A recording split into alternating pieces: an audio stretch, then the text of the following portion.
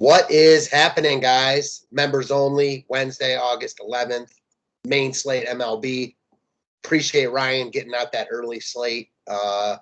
Decided to break it up today. I'm excited to get on here and talk to you guys about the main slate. We got 11 games, some good spots. Let's get after it. All righty, so we'll start with pitching. Up top, you got Corbin Burns in the only real weather concern game on the slate.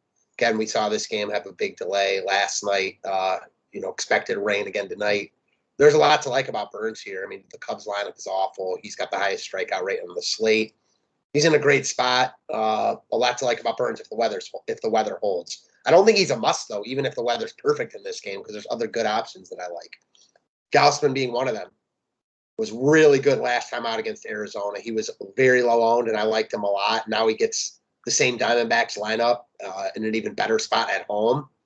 I don't love that he just saw this team, but he's having a great year. The Diamondbacks are not very good. I don't think he's a must either, but I also like him a lot. And if forced to choose between him and Burns, with the weather concerns, I slightly prefer Gausman. Adam Wainwright, usually a guy I prefer at home. That said, he's just having a really good year. I'm interested in Wainwright here. I don't think that if I were making one lineup, he would necessarily be in it. But I couldn't fault anyone who played him here. A little bit more expensive than I'd like, but, Pittsburgh isn't very good, so I get it. Stroman, too expensive for me.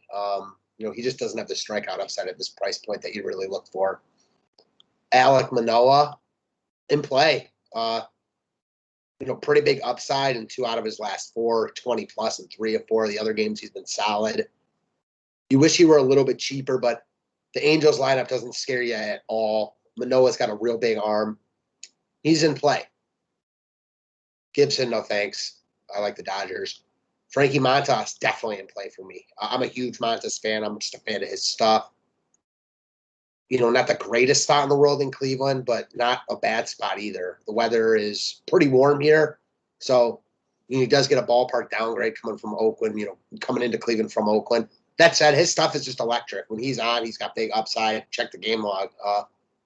33 plus in 2 of 5, 25 plus in 3 of 5, and he's got 18, plus in the other 2. So, a lot to like about Montas here. He's high on my short list, especially because he's not getting a ton of love. Merrill Kelly, no thank you. Cal Quantrill, he's been good recently. I'm not necessarily buying what he's selling. He doesn't strike a lot of guys out. I know he did last time out against Detroit. But man, it's on this slate. I don't know if I want to spend 8-3 on him in this matchup. Not that I'm excited about Oakland though. Eovaldi is not in his greatest form right now. Coming off a shellacking at the hands of the Jays, which can happen to anyone. And he got hit a little bit against the same Tampa team in Tampa last, 2 starts ago. He was chalky that slate, I remember. I'm not looking at him here. The ballpark is really good for hitting, et cetera, et cetera. He is affordable, though. He's been around this price tag. Yeah, probably just not for me. Tukey's interesting. I could see both. This is a classic. I could see using Tukey. I could see stacking the Reds against him. When he's on, Tukey has big upside. When he's off, Tukey gives up big power and big scores to the opposing team. So this one makes sense from both angles. Tukey's strikeout upside is high against a Reds lineup that can definitely strike out, but the Reds also have good hitters. So if Tukey's off, they will get to him here. So a classic, I see both sides. I do lean more of the Tukey side. If forced to choose, that could change over the ownership. Miley, no thanks. Tyler Anderson. I mean, you can basically use any pitcher against Texas right now. So that's the case for Tyler Anderson, and he's really cheap. Excuse me. He is getting a bunch of ownership, though, so definitely not for me. David Price looked pretty good at the beginning of last game. Not interested in him here. Actually, I could see using some Philly pieces for sure. I actually like a couple Philly pieces. We'll get to that when we talk offense. No on Bundy, no on Arrieta, if that game even plays. So, yeah. As far as pitching goes, if I'm making one lineup, I do like Montes a lot. Probably Montes and Gaussman. I don't feel amazing about it. It's pretty expensive. We'll have to wait and see how much the offenses are. But I feel good about Montes and Gaussman, if nothing else. I almost called them Montasman, combine their names, but glad I didn't. All right. So looking ahead to some offense, Cards and Pirates.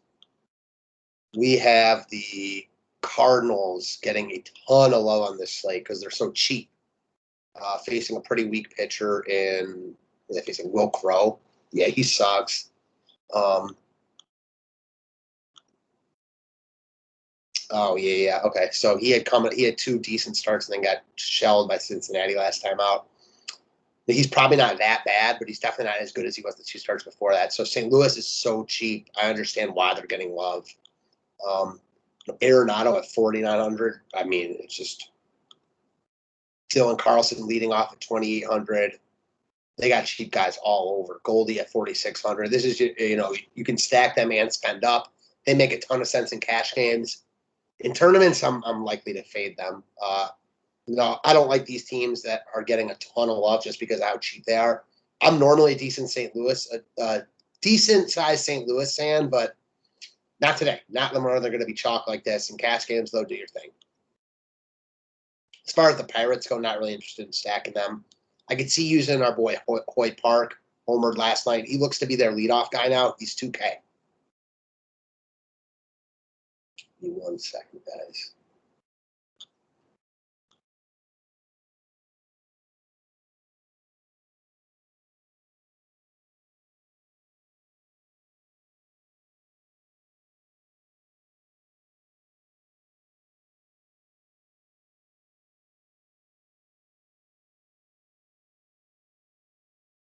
All right, sorry about that. I am back with you. So, yeah, that's pretty much all I like from this game.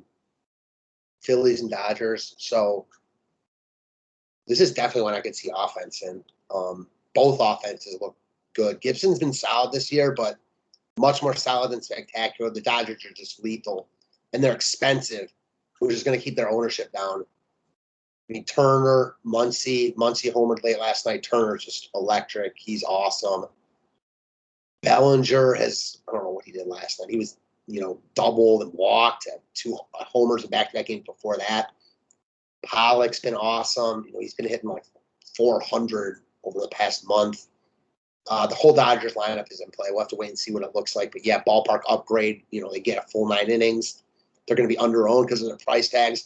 I love, when teams like this are under-owned. They're actual good hitters because they're expensive. Kind of like the opposite of the Cardinals. As far as the Phillies go, I'm interested. I think these guys go way overlooked. Bryce Harper is cheap. Came back down to earth a little bit, but still, he's in play for me. I like this Phillies lineup as a potential stack that just doesn't get much love at all. Sucks that Hoskins and McCutchen are out. Really, it's Harper and Realmuto. They're really cheap. Realmuto looks like to be in a really good spot. I like him quite a bit at 4,400. And then Segura, who continues to play really well. So, yeah, those three are my favorite guys from Philly. Maybe not a full stack from Philly, like those 3 guys, and the Dodgers full stack. Detroit and Baltimore. So we've got Harvey against Skubal. I didn't even mention Skubal, but he's definitely in play. He's really cheap for his strikeout upside. Yeah, I could definitely see going to Skubal here, 6,300, especially because Baltimore is getting a ton of love. It's another one of these cheap offenses. Santander, crazy cheap, homered twice last night. Homered 3 times in his past 2 games. He's just locked in right now. He makes a ton of sense at 2,300. Let's see what their lineup looks like. But, yeah, they're going to have guys in play all over. Santander looks like one of the better ones. Austin Hayes at 2,500. They don't have Mountcastle right now. Mancini's really affordable at 4,300. Baltimore is getting love, and I get it. Skubal gives up power to righties, but he also strikes out a lot of guys, and I'm not that scared of Baltimore. So, for me, I like the Skubal side more in tournaments. And then Harvey versus Detroit is interesting. Harvey had been pitching really well. left last game with a bit of an injury after he got hit a little bit. Kind of feel like this is where it starts to fall off for Harvey. Yeah, man, I see both sides of it. Kind of like Tukey. I mean, Harvey's so cheap, and he's in a good spot against Detroit at home. 5K, yeah. I see. If you want to stack the Dodgers, we'll get to the Blue Jays later. Those teams are expensive. Harvey has, thrown 80, 75 plus pitches in the 4 games before last time. He threw 63 last time. Like 5K, you'll take that. So, yeah, Harvey is in play, and then he could also get absolutely torched here by Detroit, even though they're not very good. And that side of the game's in play. Candelario, the Candyman, he looks good right now. Double digits in 3 of 5. This is a stack or, nothing. I see both sides of it. Yeah, Baltimore's bullpen also sucks to give a little bit more upside to Detroit. Washington and the Mets, we have Stroman versus Jeffrey Rodriguez. So Stroman is not really a guy I want to pick on. I respect him. Maybe a little bit more solid and spectacular, but not looking to use a bad Washington offense against him. Jeffrey Rodriguez, however, is not good. And the Mets are definitely in play. They're getting no love right now. I'm not sure why. Man, Alonso 3,900, Nimmo 3,300. Their price tags look good. So yeah, I think this is a full 9-inning game. I know they're playing the makeup game before that, but I'm pretty sure it's a 9-inning game. I'm not positive on that. So yeah, if this is a 7-inning game, obviously I have no interest in the Mets. If it's a full 9-inning game, I think they're definitely in play. Boston and Tampa, we've got Fleming versus Eovaldi.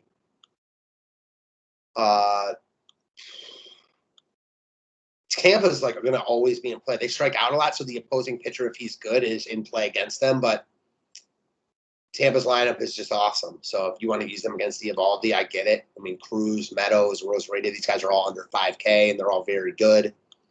Brandon Lau, having a monster year, 25 bombs, on fire right now. He's actually one of my favorite one-offs on the slate. So even if you don't love Tampa, I like Lau a lot.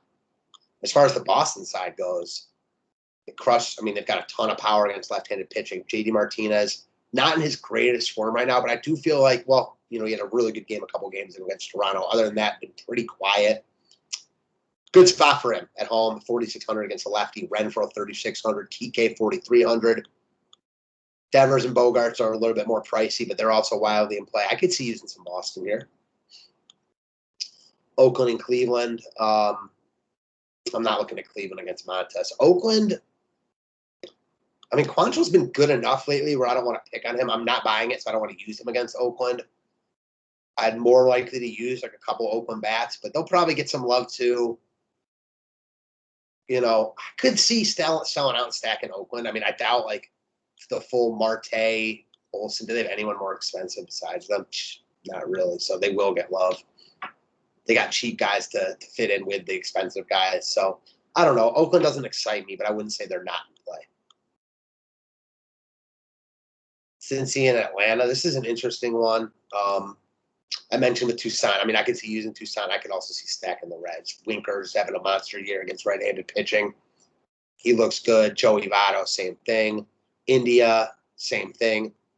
It's funny that these teams match up position for position. You got Votto and Freeman, who I like a lot. Albies and India, who are both in play. Albies crushes left-handed pitching. Miley, not usually a guy I like to stack against, but this is not a good spot for him. We know Riley's having a monster year. Soler and Duvall. I like the Atlanta side on paper slightly more than the Cincinnati side, but it's close, and I could see either one. I wouldn't use Wade. It's funny. I do think Cincy probably has a little bit higher upside if Tukey's off, but I like Tukey more. His upside's also higher if he's on. So, man, so it makes it close between Cincy and the Reds at the end of the day. I know that was a little bit confusing. I think you can basically choose any side of this game except for Miley. Milwaukee and Chicago. Weather concerns here. Burns is in play if this game plays, and so is the Milwaukee offense. They're very, very affordable. Got guy like Colton Wong leading off. They do have some expensive pieces mixed in. Like, I doubt Adames gets a ton of love, 5,600. But this game might not play, so I don't want to spend too much time on it. Now we get to an enticing spot. We got the Angels and Blue Jays. I'm interested in the Blue Jays here. The Bundy coming off his best start in what seems like ages. Texas sucks. They have a lineup full of non-major league hitters, so give him credit for that, but I'm not willing to say he's like turned it around. Awful spot for him. Toronto is just awesome. Now, Bundy has, historically struggled much more against lefties. Toronto is full of righties, but their righties are really good. They're going under owned also. Vlad, yeah, he's in play every slate he's on. Today's no different. Simeon, Bichette, Teoscar's having a monster year. Alejandro Kirk is a guy with big power. So I like the Toronto stack. I think I slightly prefer the Dodgers if forced to choose, but I like both of them. Next, we got the Giants and the Diamondbacks. So Kelly versus Gausman. I'm not interested in Arizona versus Gausman at all. I'm very likely to use him here. So not interested in the Diamondbacks. They have been better of late, so I just will shout that out. They've been better of late. Not that I'm interested in them here. As far as the Giants go, Kelly's been good, so not excited about the Giants. He's been really good, actually. Just pitched well in the same spot. Now he's in an even better pitcher's park. They added Brandon Belt, who's been really good since he's come back. I could see using him as a one-off or Yastrzemski. Both guys very affordable. Even Brandon Crawford, but I think there's better spots. So last but not least, we've got Seattle against Texas, and we've got the lethal combo of Sam Howard and Taylor Hearn against Tyler Anderson. Anderson getting love. I don't want to stack Texas here, but a couple guys I like that I used last night in my top lineup that were really good. Yanni Hernandez got a big price increase. Now he's 2,300 instead of 2K. 2 steals last night. He had a over 400 on base percentage in the minors. Yeah, I'm interested at 2,300. And then Adolis Garcia, 3,300 homered in the 9th inning last night. I called him out. Made me look good with a late homer. And yeah, I like those. I like going right back to those 2 guys, especially if Tyler Anderson's getting love. And as far as the Seattle side goes, I do like them as well. Mitch Haniger, looked like he was starting to get going towards the end of that Yankee series. Homered last night. He's in play. Kelenic has looked better of late. He's in play. Seager homered last night. He's in play. So another team I could definitely see stacking. Maybe not the sexiest plays on the board, but they're facing weak pitching, a team with a weak bullpen that isn't playing for nothing. So I think Seattle's in a good spot just on paper. That's what I got for you guys. Pretty fun slate for an 11-gamer. Hopefully you'd enjoyed it. Excuse me. Hopefully you enjoyed it. If you want more content, more videos, more content, more videos, more me, more Ryan, any of that stuff, go check out the DFS 5-pack. We'd love to have you. Thanks as always. Appreciate you guys. Have a great rest of your Wednesday.